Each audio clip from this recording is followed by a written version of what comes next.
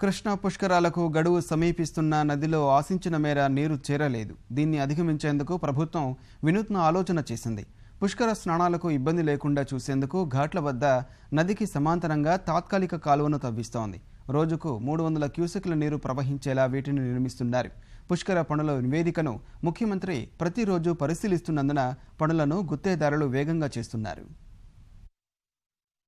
కృష్ణా పుష్కరాలకు తరలివచ్చే భక్తులకు ఎలాంటి అసౌకర్యం లేకుండా చూసేందుకు ప్రభుత్వం అన్ని రకాల వనరులను వినియోగించుకుంటోంది. ఇప్పటి వరకు నదిలోకి ఆశించిన మేరకు నీరు రాలేదు. పైనుంచి ప్రవాహం లేదు. ఫలితంగా స్నానఘాట్ల వద్దకు నీరు చేరే పరిస్థితి కనిపించడం లేదు.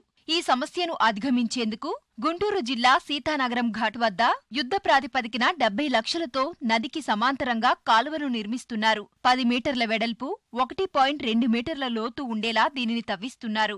స్నానానికి వచ్చే భక్తులు కాలువలోకి దిగిన తర్వాత బురదలోకి జారకుండా మధ్యలో ఇసుక బస్తాలతో ప్రత్యేక ఏర్పాట్లు చేస్తున్నారు. మరో వారం రోజుల్లో కాలువ పనులను పూర్తి చేసేలా అధికారులు యత్నిస్తున్నారు.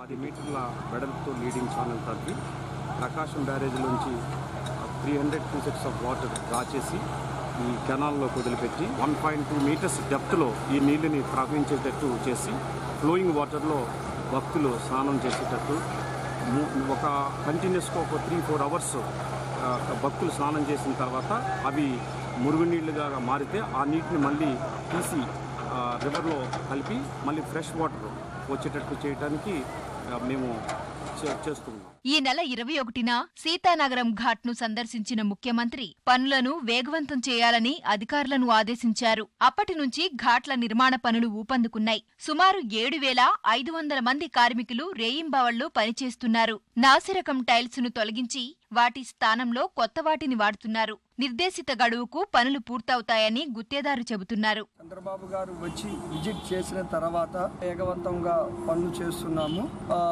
రీసెంట్లీ ఒక స్ట్రెంచ్ కూడా ఇచ్చారు, అది కూడా కంప్లీట్ చేయమన్నారు. అది కూడా చాలా బిగ్ టాస్క్. ఈవెన్ దో మేము 7 కల్లా టోటల్ పనులు కంప్లీట్ చేసేస్తాం. ఘాట్ల వద్ద జరుగుతున్న పనులపై స్థానికులు సంతోషం వ్యక్తం చేస్తున్నారు.